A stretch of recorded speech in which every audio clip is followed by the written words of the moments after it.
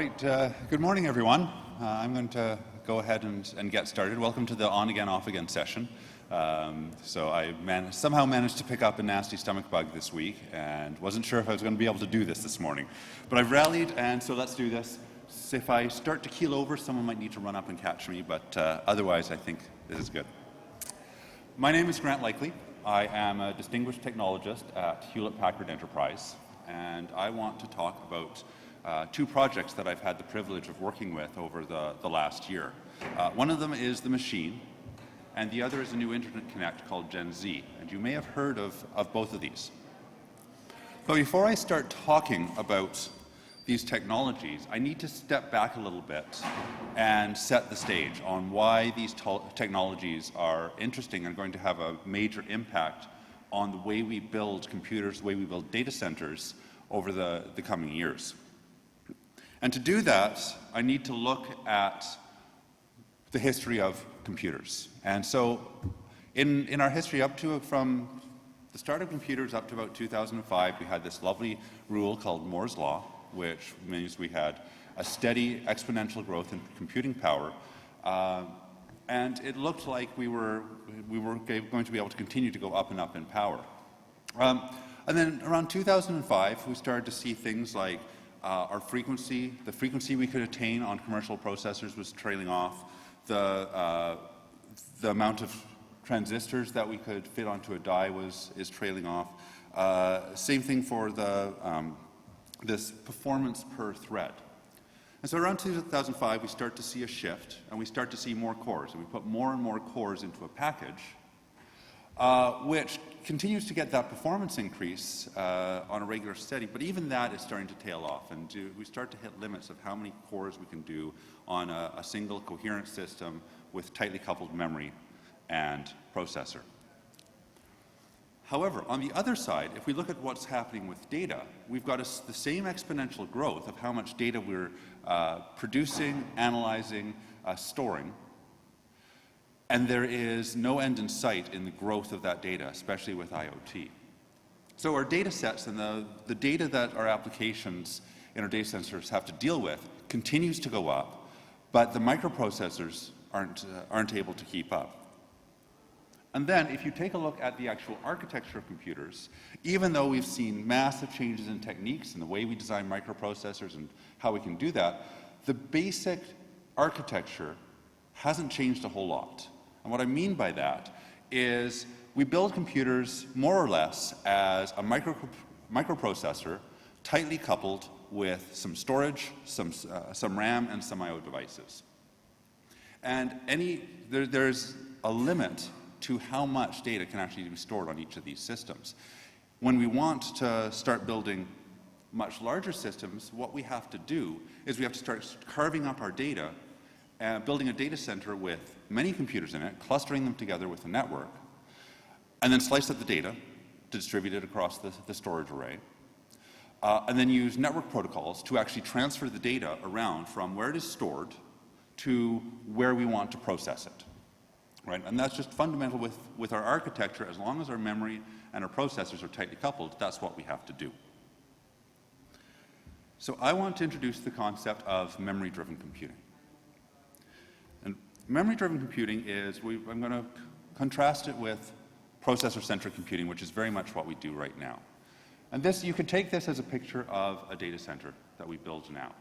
We have a lot of computers. We put them into racks, we connect them with a network, and then we use the network protocols or RDMA to get data moved around between them. What if we could turn that upside down and instead of starting with the CPUs and the individual computers, what if we could turn inside out and start by building a large pool of memory and then attach our computing units around the outside, giving each computing unit access to the entire store of memory? And if we do that, what if, when we've built that large pool of memory, we could also attach the kind of processing elements that's best going to be used for dealing with that data? So whether it be running a web server on general purpose processors or MapReduce, or whether it's offloading onto GPUs or DSPs for high efficiency processing. And this is exactly what HPE has set out to do with the machine. So the machine is the first thing the first project I'll talk about. The machine is a research project, and it was announced a number of years ago. I wish I could remember the exact date, but it was announced late last year. HPE was able to demonstrate the machine at HPE, their Discover conference. And we've been able to show that memory-driven computing is actually achievable with the technology that we have today.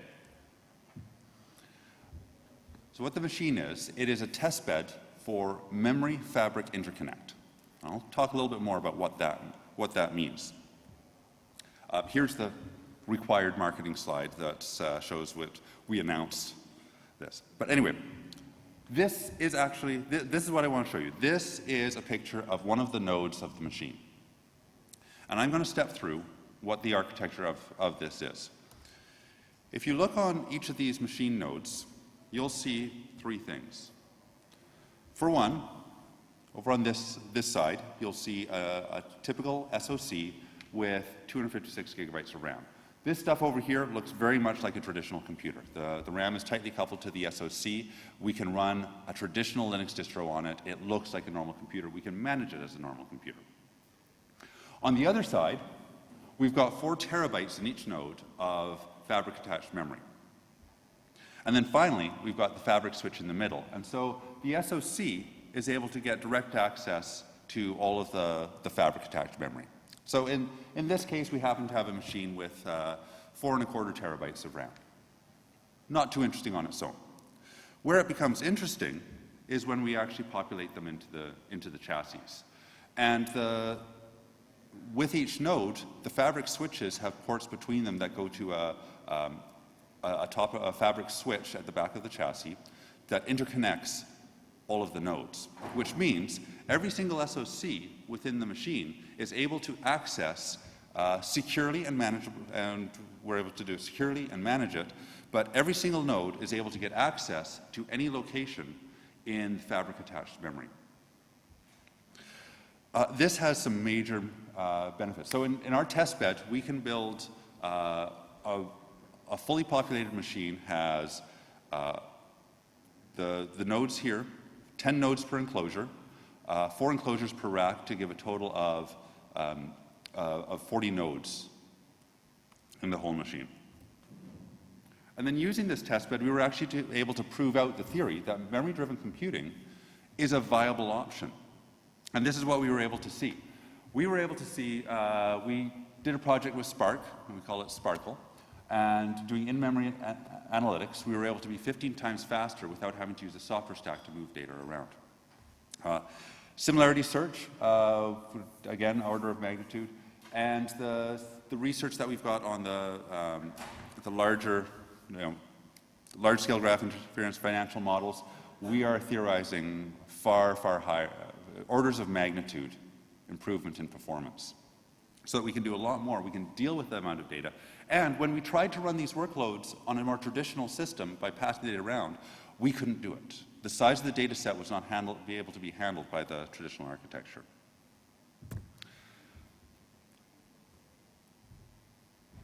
And the way that we have approached this project is, and we started with the theory and the emulation, and we wrote a whole bunch of software to emulate, to prove that we could build a memory-driven computing system. We created a simulator that could run, and then we actually built the machine. Now, the reason I'm showing you this is that the machine is from the start, we designed this knowing that this was going to need to be an open system. This doesn't work if one company takes all the technology and tries to build it themselves. There's so much work to do. There is so many interesting problems to solve that we want this opened up. We want to enable the ecosystem. And so all the work that as much of the work as possible, we have opened up. And if you actually look at the software architecture and the components that we've built, an awful lot of them are open source. And if you go to the machine distribution homepage, you can find most of these projects. We've released them as open source projects, and we are continuing to release our research projects as open source. Okay, so that's the machine. And what comes out of that, we want to talk a little bit about what actually makes this memory-driven computing. And there's a few things. One is the fast persistent memory, the fast fabric-attached memory.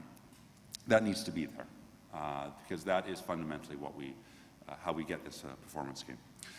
We need the fast memory fabric, and we leverage the switch technology, modern PHYs, and photonics to be able to get the performance out of this. And photonics ends up being key here, because once we start using photonics and fiber as interconnects between the switches, we kill distance. We can go have the same or very similar latency, whether we're talking to fabric-attached memory in the nodes right beside us or across the data center, which is exactly what we want to be able to build. We want to be able to build something that we can add the task-specific processing, as I had said, and then also be able to take our existing software frameworks, modify them to take advantage of the machine. So I used the example of Spark and Sparkle earlier.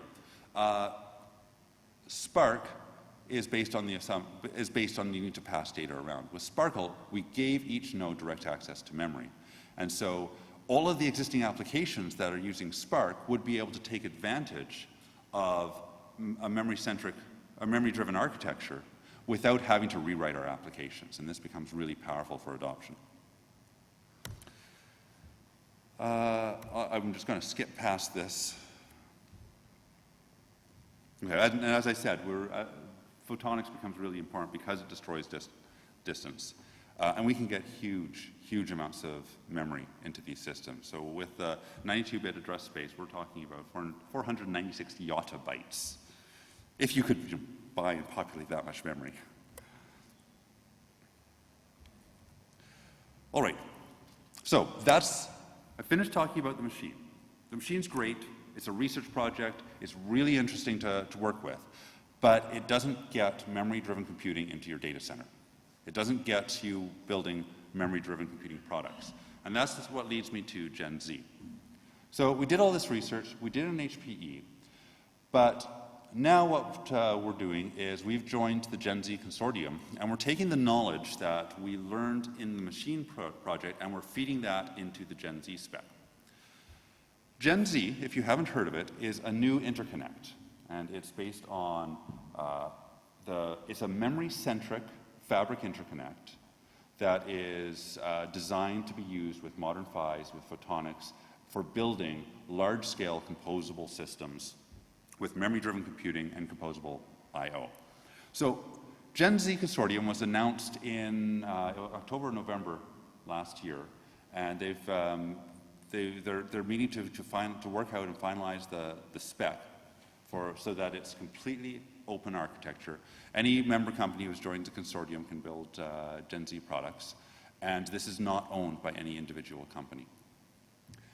We want to make this the way that data centers are built in the future, and the best way to do that is to open it up completely.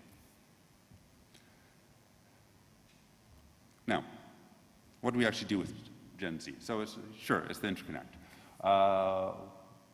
The way we build systems is we take our SoCs in our normal compute, attach a Gen Z interface, a Gen Z bridge, or build it into the SoC, and that attaches into Gen Z fabrics. The latency and the performance of the links, we're looking on the order of 10 nanosecond latency between nodes.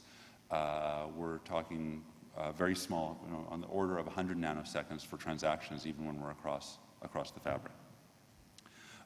We are able to do the same thing with FPGAs and GPUs. We are able to attach, as I said, the fabric-attached memory to it, and we're also able to attach I/O. Now, the key thing is being the memory-centric, the memory-semantic fabric, which means for all of these things that we can access, we don't have to do I/O operations to go and program the hardware and get access to it. We can get the access to all of the hardware with load store operations. And that lets us do some interesting things. So Gen Z is an interconnect for fabric-attached memory, right? We hook up memory, our SoCs and our accelerators can all get access to the memory directly. It also means Gen Z is a fabric for messaging. We need to, our existing applications depend on traditional networking networking concepts. So we're able to do messaging in a very highly efficient way. There's a project called, there's a project that we can send message packets directly into the memory space of the target. And so there's can have very high performance messaging there. And then finally, it's really interesting that Gen Z is a fabric for composable I/O. So we can attach I/O devices. We can do things like, if we build a data center, instead of having to have our network or our storage arrays directly in the same machine, we can disaggregate them, and we can have a pool of our more traditional storage, our network adapters, and then assign them into machines that need them for getting access to more traditional computing. And all of this is open. As I said, this is the current membership for Gen Z. You can go onto the website to find out more information. And then these slides will be available. I'm not expecting you to copy these down, but there are lots of resources that you'll be able to find information on the machine, information on the announcements that we've made, and I neglected to get the Gen Z Consortium website on there, but if you do a Google search for Gen Z Consortium, you'll be able to find that link. And that is Gen Z and the machine. Thank you very much. Any questions? What's the status of the software? Status of the software. There is a working group that's, I believe, just starting up to go and look at software. My job for the last few months has been looking at the entire software stack and trying to figure out, so if you, the exercise that I've gone through is, if you start with customers and the kind of workloads that we're talking about, whether it be telecom or big data or cloud services, with each of those market segments, there's different software that they care about. And I've tried to map through all of all the software that's in there and then identify which parts of the stack have where we can make modifications to really take advantage of memory-driven computing. So I know that the software working group is just starting out, and I don't know what the structure of that is going to be, but software is a very, very important part of this. Any other questions?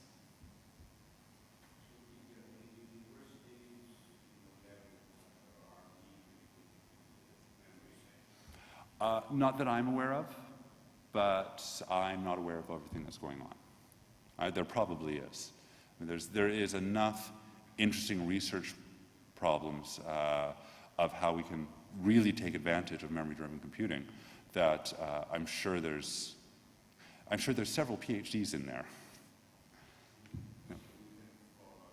Yeah. Yeah. Anyone else? All right. Oh, wait.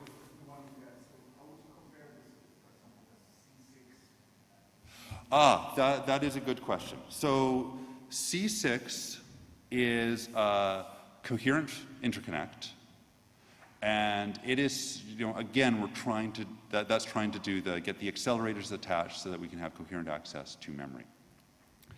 C6 is complementary to Gen Z, and in fact, there was a lot of talk early on about how does C6 and Gen Z interact.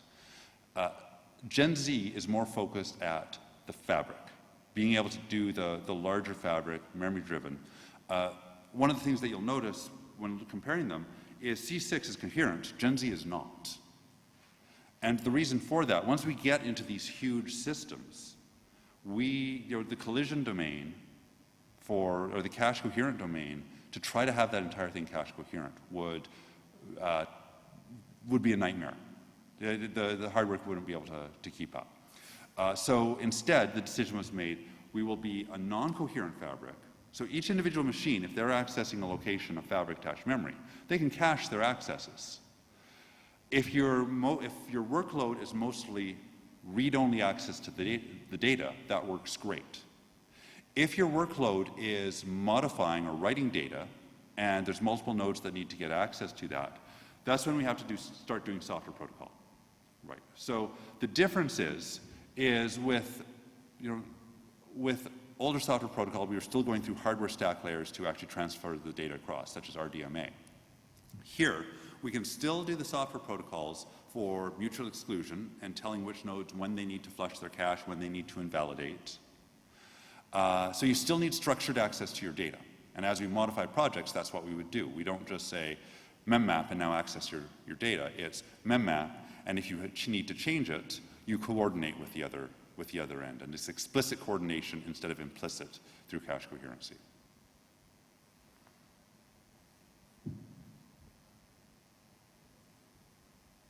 All right. Okay, thank you very much.